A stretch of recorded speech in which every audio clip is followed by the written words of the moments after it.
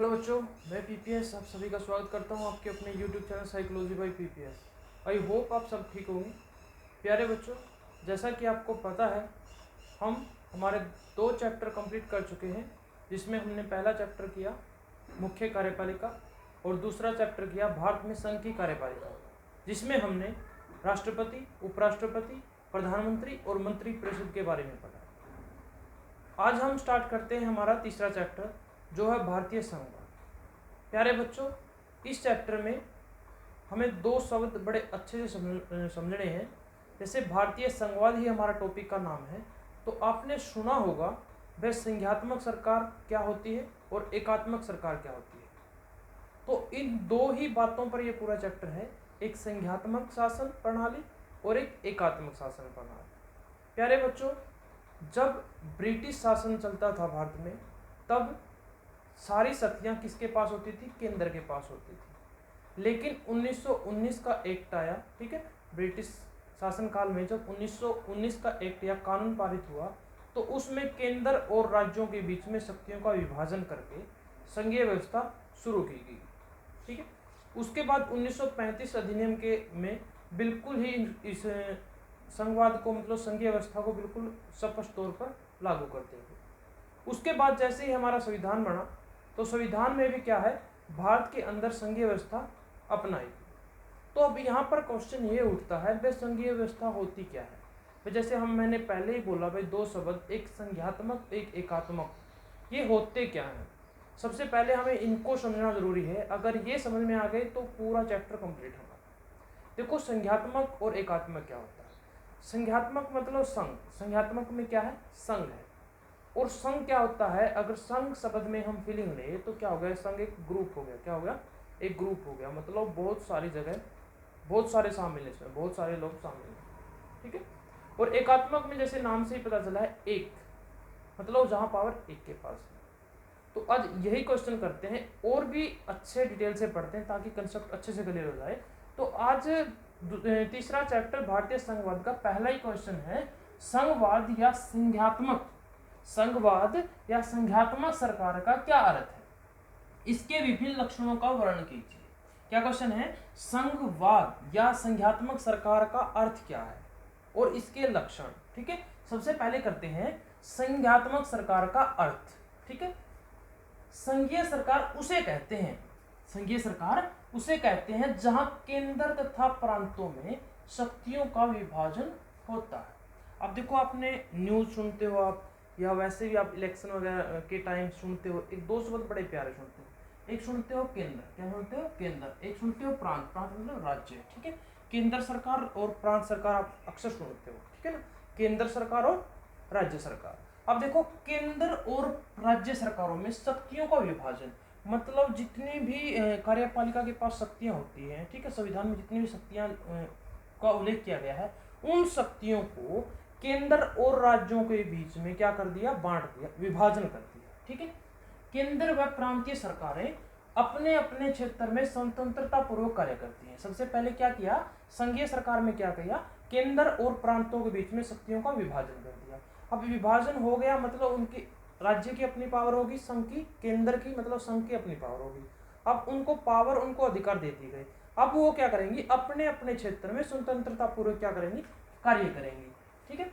सत्ता का विकेंद्रीकरण संविधान द्वारा निश्चित किया जाता है। जो सत्ता का विकेंद्रीकरण होता है संविधान के द्वारा ही किया जाता है। केंद्र तथा राज्यों को संविधान से शक्तियां प्राप्त होती हैं। तो जैसे आपको पता ही होगा बच्चों, भाई किसी भी देश का प्रशासन है, मतलब हम भारत की बात करते हैं, भारत का जो प्रशासन है वो किससे चलता है? संविधान से ही चलता है, ठीक है। संविधान के द्वारा ही केंद्र और राज्यों को शक्तियां प्रदान की जाती है, ठीक है।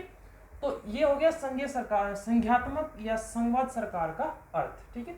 क्या सीधी सी डेफिनेशन क्या होगी? भाई जिस प्रशासन में, जिसमें क्या होगा, केंद्र और प्रांतों के बीच में, मतलब राज्यों के बीच में अगर शक्तियों का बंटवारा कर दिया जाए तो होगी संघीय सरकार, सीधी सी डेफिनेशन। उसके बाद हम बात करते हैं, जैसे आपने एक शब्द देखा इसमें, संघवाद या संघात्मक में पहला ही शब्द क्या है? संघ। अब देखो, संघ, संघ का मतलब क्या होता है? संघ को इंग्लिश में कहते हैं फेडरेशन या फेडरल। क्या हुआ? या तो फेडरेशन कहते हैं या फेडरल कहते हैं, ठीक है। और फेडरेशन और फेडरल जो अंग्रेजी शब्द है वो किससे बना है? फोर्टस से। किससे? फोर्टस से, लैटिन भाषा के। ये किस भाषा का है? लैटिन भाषा का। देखो, संघ को इंग्लिश में कहते हैं फेडरेशन या फेडरल, और फेडरल बना है लैटिन भाषा के फोर्टस से, और फोर्टस का अर्थ है संधि या समझौता। क्या होता है? संधि या समझौता। कैसी संधि, कैसा समझौता, पढ़ते हैं चलो। संघ सरकार कुछ राज्यों का एक ऐसा स्थायी संगठन है। अब संगठन का आपको पता ही है, संगठन मतलब कई सदस्य जैसे इकट्ठे होकर ग्रुप बना लेते हैं, जैसे संगठन करते हैं, ठीक है। राज्यों का एक ऐसा स्थायी संगठन है जिसकी स्थापना एक समझौते के आधार पर की जाती है। मतलब एक संगठन बनाना किसके आधार पर? समझौते के आधार पर। जब दो या दो से अधिक स्वतंत्र राज्य, क्या स्वतंत्र राज्य कुछ सामान्य उद्देश्य की पूर्ति के लिए एक केंद्रीय सरकार संगठित करते हैं। क्या करते हैं? सामान्य उद्देश्य की पूर्ति के लिए कई राज्य मिलकर एक क्या करते हैं? केंद्र सरकार का गठन करते हैं, ठीक है, तथा शेष उद्देश्यों की पूर्ति वो स्वयं करते हैं। मतलब सामान्य उद्देश्य या मतलब कह लो कुछ उद्देश्यों की तो पूर्ति वो करेंगे केंद्र से, ठीक है, केंद्र सरकार का जो गठन किया, और कुछ उद्देश्यों की पूर्ति वो स्वयं करेंगे, ठीक है। एक संघात्मक शासन की व्यवस्था होती है, ठीक है, कुछ पूर्ति तो वो स्वयं करते हैं, तो एक संघात्मक शासन की स्थापना होती है। मतलब कुछ उद्देश्यों की संघ से पूर्ति की, कुछ की अपने की, तो ये क्या प्रणाली, कौन सी प्रणाली होगी? संघात्मक प्रणाली होगी, ठीक है। अब देखो भारत की अगर बात करें तो भारत में क्या है, जैसे आपको पता है 28 राज्य हैं, कुछ यूटी है, ठीक है। तो ये सब मिलकर क्या बनाती हैं? इनको संगठन बनकर केंद्र बनता है, ठीक है। जैसे सेंटर में सरकार किसकी है? बीजेपी की सरकार है, ठीक है।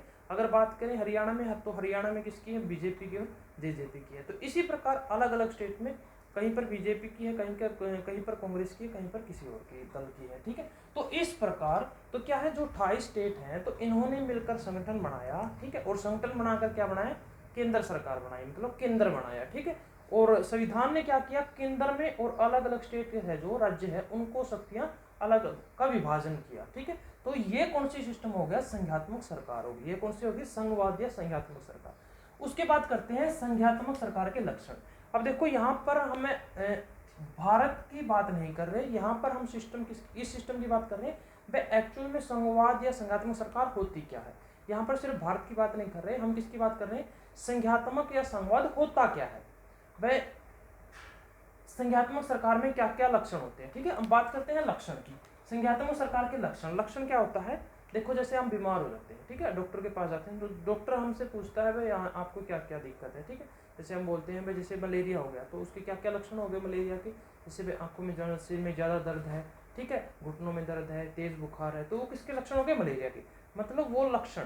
अब संघात्मक सरकार के लक्षण, इसका मतलब क्या है भाई, अगर संघात्मक सरकार है तो कैसे पता चले भाई वहां पर संघात्मक शासन प्रणाली है, ठीक है, कैसे पता चले भाई वहां पर संघात्मक शासन प्रणाली, तो उसके कुछ लक्षण हैं, ठीक है, जिनसे हमें पता चलेगा वहां पर संघात्मक सरकार है। सबसे पहला ही लक्षण है लिखित और कठोर संविधान, बड़ा इंपॉर्टेंट है। क्या? लिखित और कठोर संविधान। क्या होता है? देखो, संघ राज्य कई राज्यों के बीच एक समझौता होता है, यहां पर हमने पढ़ा, ठीक है। संघ क्या होता है? संघ राज्य कई राज्यों के बीच में क्या होता है? एक समझौता होता है कई राज्यों के बीच में, ठीक है, समझौते का परिणाम है, इसलिए समझौते की सभी शर्तें लिखित रूप से होनी चाहिए। अब देखो क्या है, जो समझौता हुआ है कई राज्यों के अंदर, उनके बीच क्या होना चाहिए? वो लिखित होना चाहिए, मतलब वो समझौता लिखित होना चाहिए। अब देखो हम किसी के साथ भी कोई संधि करते हैं, समझौता करते हैं किसी बात पर, किसी भी बात पर, तो हम क्या करते हैं? उसको लिखित तौर पर लेते हैं। उसका क्या फायदा है भाई? ताकि क्या हो, आगे से वो हो सकता है इन फ्यूचर वो बदल जाए अपनी बात से, ठीक है, तो उसको लिखित तौर पर लेते हैं, ठीक है, लिखित रूप से होनी चाहिए। साथ ही ये शर्तें स्थायी हो भाई, ये नहीं जिसका मन किया वो बदलाव कर दे, ठीक है। इसलिए संघ सरकार का संविधान केवल लिखित नहीं कठोर भी होता है। क्या होता है? देखो जैसे यही पॉइंट था, लिखित और कठोर, मतलब लिखित तौर पर भी होना चाहिए जो समझौता हुआ है, और वो क्या कठोर होना चाहिए भाई, ये नहीं भाई वो मतलब जिसका मन किया वो बदलाव कर दे, ठीक है, जिससे कोई भी इकाई मनमाने ढंग से इसमें परिवर्तन न कर सके। क्या कर सके? परिवर्तन न कर सके, ठीक है। संविधान में संशोधन करने के लिए एक विशेष विधि अपनाई गई है। भाई जो समझौता हुआ और समझौते के अंदर जो रूल लिखे गए हैं, जो नियम लिखे गए हैं, उनका क्या है? संशोधन करने के लिए, उनमें अगर संशोधन करने की आवश्यकता पड़े है तो एक विशेष विधि अपनाई गई है, ताकि केंद्र और राज्य दोनों की सहमति से संशोधन किया जा सके। अगर परिवर्तन करना भी है तो केंद्र की और सभी राज्यों की क्या सहमति होनी आवश्यक है। तो ये पहला लक्षण था। उसके बाद है शक्तियों का बंटवारा। अब दूसरा ही लक्षण क्या है? शक्तियों का बंटवारा। देखो संघात्मक सरकार में, वह जहां पर संघात्मक सरकार है, संघात्मक सरकार में केंद्रीय महत्व के विषय केंद्रीय सरकार को, वह जो केंद्रीय महत्व के विषय हैं वो किसको, केंद्रीय सरकार को, तथा प्रांतीय व स्थानीय, मतलब जो प्रांत की जो स्थानीय महत्व के विषय हैं उनको किसको, राज्य सरकारों को सौंप दिए जाते हैं। केंद्रीय सरकार, केंद्रीय महत्व के विषय केंद्रीय सरकार को, प्रांतीय महत्व के विषय प्रांतीय सरकार को, मतलब राज्य सरकार को सौंप दिए जाते हैं। ठीक है, दोनों सरकार अपने अपने क्षेत्र में कानून बनाती है, क्योंकि इनके क्यों बनाती है, क्योंकि इनमें क्या शक्तियों का विभाजन किया हुआ है। ठीक है, तो अपने अपने क्षेत्र में कानून बनाती है तथा प्रशासन चलाती है, वे एक दूसरे के मामले में हस्तक्षेप नहीं करती। ठीक है, भारत में शक्तियों के विभाजन के अधीन 3 सूचियां बनाई गई हैं। अगर भारत में बात करें तो भारत में जो शक्तियां हैं उन शक्तियों का विभाजन 3 सूचियों में किया गया है। वो सूची कौन कौन सी है, एक होती है संघ सूची, क्या होती है बेटा, संघ सूची। एक होती है राज्य सूची, क्या होती है बेटा, राज्य सूची। एक होती है समवर्ती सूची। देखो संघ सूची क्या होती है, संघ मतलब केंद्र। ठीक है, केंद्र में मतलब जिस पर कानून, जिन विषयों पर कानून बनाने का अधिकार किसको है, केंद्र को है। राज्य सूची जिसमें कानून बनाने, जिन विषयों पर कानून बनाने का अधिकार सिर्फ राज्य को है।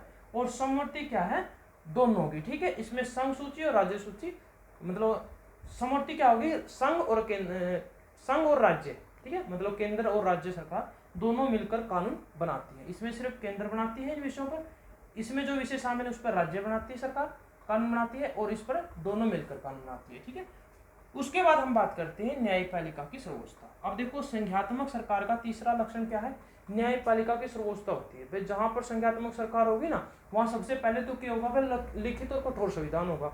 उसके बाद क्या होगा, शक्तियों का बंटवारा भी होगा। ठीक है, शक्तियों क्या होगा, बंटवारा किस किस के बीच में, केंद्र और राज्य के बीच में। ठीक है, और उसके बाद क्या होगी, तीसरा लक्षण न्यायपालिका की सर्वोच्चता होगी। भाई जहां पर संघात्मक सरकार है ना, वहां न्यायपालिका की क्या होगी, सर्वोच्चता होगी। सर्वोच्चता मतलब सबसे ऊपर। ठीक है, संघात्मक शासन प्रणाली में एक निष्पक्ष तथा स्वतंत्र संघीय न्यायपालिका का होना भी आवश्यक है। ठीक है, इसमें क्या होना आवश्यक है, एक निष्पक्ष और स्वतंत्र संघीय न्यायपालिका का होना आवश्यक है। संघ सरकार में यद्यपि केंद्र व राज्यों में अधिकारों का स्पष्ट विभाजन किया गया है। अब देखो इसमें क्या होता है, जो शक्तियों का विभाजन है ना, वो अच्छे से स्पष्ट तौर पर किया गया है। जैसे हमने बात की, भारत में जितनी भी शक्तियां उनको 3 सूचियों में बांट दिया। ठीक है, संघ सूची, राज्य सूची और समवर्ती सूची। ठीक है, अब इनमें शक्तियों का विभाजन कर दिया। अब विभाजन कर दिया, लेकिन फिर भी क्या है, फिर भी उनमें क्या, कई बातों में विवाद होना स्वाभाविक है। मतलब झगड़ा होना, विवाद होना तो एक स्वाभाविक सी बात है। हालांकि उनकी जो शक्तियां हैं उनको अलग अलग बांट दिया गया संविधान में। ठीक है, तो इन्हीं विवादों को ठीक करने के लिए संघ न्यायालय उनके विवादों का हल करता है। तो इन जो विवाद है इनका हल ही कौन करता है, न्यायपालिका करती है। तो संघीय सनातन सरकार का तीसरा लक्षण क्या हो गया, न्यायपालिका की सर्वोच्चता होती है। ठीक है, उसके बाद चौथा लक्षण है द्विसदनीय विधान पालिका। क्या है, द्विसदनीय विधान पालिका। देखो संघात्मक सरकार में द्विसदनीय विधानमंडल की आवश्यकता पड़ती है। किस तरह के विधानमंडल की, द्विसदनीय। द्वि मतलब 2, सदनीय मतलब सदन। ठीक है, जहां 2 सदन हो। विधानमंडल का नियमन सदन, अब देखो 2 सदन हो गए, तो एक होता उच्च सदन, एक होता नियमन सदन। जैसे हमने संसद में पढ़ा, संसद किन से मिलकर बनती है, राष्ट्रपति और 2 सदन होते हैं, लोकसभा और राज्यसभा। अब लोकसभा की अगर बात करें तो लोकसभा क्या हो गया, नियमन सदन हो गया, और किसका बोलते थे हम, लोगों का सदन। राज्यसभा क्या हो गया, उच्च सदन मतलब जो स्थायी है, मतलब जिसको भंग नहीं किया जा सकता। ठीक है, तो राज्यसभा उच्च सदन, लोकसभा निम्न सदन। ठीक है, तो राज्यसभा इस प्रकार दोनों से मिलकर क्या हुआ, विधानमंडल या संसद का निर्माण हुआ। तो विधानमंडल का निम्न सदन होता है जो वो सारे राष्ट्र की जनता का, मतलब सीधा याद रखना, वह निम्न सदन किसका प्रतिनिधित्व करता है, जनता का। किसका, देश की जनता का। ठीक है, जैसे नाम से पता चला ना, लोकसभा लोगों की सभा। ठीक है, लोगों की सभा, लोगों का सदन। तथा उच्च सदन, क्या, जो उच्च सदन है वो संघ की इकाई, संघ की इकाइयों का प्रतिनिधित्व करता है। अब संघ की इकाई, संघ का मतलब ग्रुप। ठीक है, क्या हो गया, संघ मतलब आप बोलते हैं ना, संघ ग्रुप हो गया, मतलब कई लोगों का। ठीक है, तो ग्रुप, अब ग्रुप की इकाई क्या होगी। अब जैसे भारत की बात करें, भारत में क्या हो गया, केंद्र सरकार बना, मतलब ग्रुप बना दिया, केंद्र बना दिया। ठीक है, संघ बना दिया। अब संघ की इकाई क्या होगी, जो अपने स्टेट हैं वही तो क्या उसकी इकाई है, इकाई मतलब पार्ट है उसके, तो पूरा देश के पार्ट हो गए वो स्टेट। ठीक है, तो संघ की इकाई का मतलब प्रत्येक राज्य के, ठीक है, प्रत्येक राज्य का प्रतिनिधित्व करता है कौन, उच्च सदन। लेकिन निम्न सदन किसका करता है, पूरे देश की जनता। समझ में? निम्न सदन पूरे देश की जनता का, लेकिन जो उच्च सदन है वो क्या करता है, संघ की इकाई का, मतलब स्टेट का, ठीक है, प्रत्येक स्टेट का, मतलब संघ के अंदर जितने भी स्टेट हैं, स्टेट मतलब उसकी जो इकाई है उनका प्रतिनिधित्व करता है, ठीक है। ऊपरी सदन राज्यों के हितों की रक्षा करता है। ऊपरी सदन का काम ही क्या है, राज्य के हितों की रक्षा करना। किसके हितों की, राज्य के हितों की। लेकिन निम्न सदन जनता के हितों की रक्षा करने के लिए गठित किया जाता है। इसमें संघ की इकाइयों को बराबर की सीट देने की व्यवस्था की गई है, ठीक है भाई। इसमें शामिल करने के लिए क्या किया गया है, संघ की इकाइयों को, जितनी भी उसकी इकाई है उनको बराबर की सीट देने की व्यवस्था की गई है, जिसमें उनमें संवैधानिक समानता स्थापित हो उसके, ठीक है, उनको मतलब बराबर की सीटें दी गई है, ठीक है। उसके बाद पांचवा लक्षण क्या, संविधान की सर्वोच्चता। अब देखो चौथा लक्षण क्या होगा, अब जहां पर संघात्मक सरकार होगी वहां पर क्या होगी, संविधान की सर्वोच्चता होगी। क्या होगी, संविधान की सर्वोच्चता होगी। संघात्मक शासन प्रणाली में संविधान की सर्वोच्चता स्थापित की जाती है। संविधान सबसे सर्वोच्च होता है। इसका अर्थ क्या हो गया, सबसे ऊपर है सर्वोच्च का। इसका अर्थ है कि संविधान को देश का सर्वोच्च कानून घोषित किया जाता है। देश का सर्वोच्च कानून ही क्या है, संविधान है, ठीक है। इसके विरुद्ध कार्य करने पर, अगर संविधान के विरुद्ध कार्य करने पर और कानून बनाने का अधिकार किसी को भी नहीं होता। संविधान की रक्षा के लिए स्वतंत्र न्यायपालिका का गठन किया जाता है। मतलब संविधान ही क्या है, सर्वोच्च है, संविधान सबसे ऊपर है, ठीक है। संविधान सबसे ऊपर है, सबसे बड़ा कानून है। उसके विरुद्ध न तो कोई कानून बना सकता, ना कोई कार्य कर सकता। अगर कानून बनाएगा, कार्य करेगा, तो उसकी सुरक्षा के लिए किसका निर्माण किया गया है, न्यायपालिका का। किसका, न्यायपालिका का, ठीक है। तो न्यायपालिका उस कानून को, उस काम को क्या कर देगी, रद्द कर देगी, ठीक है। अब उसके बाद बात करते हैं छठा लक्षण, जो दोहरा शासन प्रबंध। क्या है, दोहरा शासन प्रबंध होता है संघात्मक सरकार में। दोहरा शासन प्रबंध होता है, क्या होता है, दोहरा शासन प्रबंध होता है। एक केंद्रीय शासन, दूसरा प्रांतीय शासन। इसके बारे में बहुत बार बात कर चुके हैं हम। क्या होता है, एक केंद्रीय शासन, एक दूसरा प्रांतीय शासन। संघ तथा प्रांतों में, ठीक है, संघ तथा प्रांतों मतलब राज्यों के अधिकार संविधान द्वारा निश्चित होते हैं, ठीक है। संविधान द्वारा ही क्या होते हैं, निश्चित होते हैं। दोनों सरकारें, दोनों कौन कौन सी, केंद्र सरकार और राज्य सरकार, दोनों सरकारें अपने अपने क्षेत्र में स्वतंत्र होती हैं और अपने अपने विषयों पर कानून बनाती है, अपने अपने विषयों का काम करती हैं, ठीक है। उसके बाद लास्ट है हमारा दोहरी नागरिकता। बड़ा इंपॉर्टेंट है भाई, दोहरी नागरिकता। देखो संघ सरकार में प्राय नागरिकों को दोहरी नागरिकता दी जाती है, ठीक है। दोहरी नागरिकता प्राप्त होती है एक उस राज्य की जहां नागरिक, जहां का मतलब क्या है, नागरिक जहां वह निवास करता है, मतलब रहता है, ठीक है, तथा दूसरी संघ की नागरिकता। अब देखो दोहरी नागरिकता में क्या हो गया, मतलब दोहरी नागरिकता मिले, एक तो वो जिस स्टेट में रह रहा है उस राज्य की नागरिकता, और एक संघ की। जैसे क्या हो गया, अनुच्छेद 1 में ही क्या कहा गया है, भारत राज्यों का एक संघ है, भारत राज्यों का एक संघ है। अनुच्छेद 1 में ही क्या बात कही गई है, भारत राज्यों का एक संघ है। अब देखो अगर दोहरी नागरिकता है, ठीक है, संघात्मक सरकार में या संघात्मक शासन प्रणाली में दोहरी नागरिकता होती है। मतलब एक तो जैसे पूरे भारत की नागरिकता मिल गई, ठीक है, मैं सिटीजन हो गया पूरे भारत का, वो नागरिकता मिल गई। और एक जैसे मैं हरियाणा से हो गया, ठीक है, तो एक नागरिकता मिल गई मुझे हरियाणा की, ठीक है। तो ये किसकी विशेषता है, संघात्मक सरकार की। भाई जहाँ पर संघात्मक सरकार है वहाँ पर कैसी नागरिकता मिलेगी, दोहरी नागरिकता मिलेगी, एक देश की, ठीक है, और एक जहाँ पर वो निवास कर रहा है उस स्टेट की, ठीक है। लेकिन भारत में ऐसा नहीं है, क्योंकि भारत में क्या है, इकहरी नागरिकता है, स्टेट की नागरिकता वहाँ पर नहीं मिलती। वो क्यों नहीं मिलती, हम नेक्स्ट क्वेश्चन में बात करेंगे, ठीक है। अभी तक ये क्वेश्चन था बेटा संघात्मक सरकार के लक्षण। पहले लक्षण क्या था, मतलब जहां पर संघात्मक सरकार मिलेगी वहां पर सीधा मिलेगा लिखित और कठोर संविधान। क्या मिलेगा, लिखित और कठोर संविधान मिलेगा। वहां पर क्या मिलेगा, शक्तियों का बंटवारा किया हुआ मिलेगा, ठीक है, किसके अंदर, संघ के अंदर और राज्यों के अंदर। तीसरा क्या है, न्यायपालिका सर्वोच्च होगी, सबसे ऊपर होगी।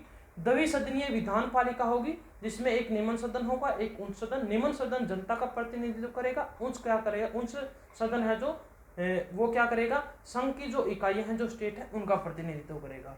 उसके बाद क्या होगी, संविधान की सर्वोच्चता होगी, ठीक है, संविधान सबसे ऊपर, सबसे बड़ा कानून है, उसके विरुद्ध कोई काम नहीं कर सकता। उसके बाद दोहरा शासन प्रबंध होगा, एक केंद्र एक राज्य सरकार होंगी, दो सरकारें बनेंगी। उसके बाद दोहरी नागरिकता होगी, ठीक है, एक जहां पर वो निवास कर रहा, एक और उसके पूरे राष्ट्र की, जो देश के उसकी, ठीक है। तो ये था हमारा आज का क्वेश्चन, ठीक है, संघात्मक और संघवाद या संघात्मक सरकार क्या होती है। अब देखो ये हमने भारत की बात नहीं की, हमने पढ़ा आज पे संघवाद या संघात्मक सरकार क्या होती है, ठीक है। कल हम बात करेंगे भारत के अंदर क्या संघात्मक सरकार है या एकात्मक सरकार है। ठीक है, भारत के अंदर क्या संघात्मक सरकार है, एकात्मक सरकार है, वहां पर हम बात करेंगे, वो करेंगे हम अगली क्लास में। ठीक है, तो प्यारे बच्चों, अगर क्लास पसंद आई हो तो लाइक जरूर करें और शेयर ज़्यादा से ज़्यादा करें ताकि और बच्चों को भी फ़ायदा मिल सके, और सब्सक्राइब करना बिल्कुल ना भूलें। Okay, have a nice day, take care, thank you.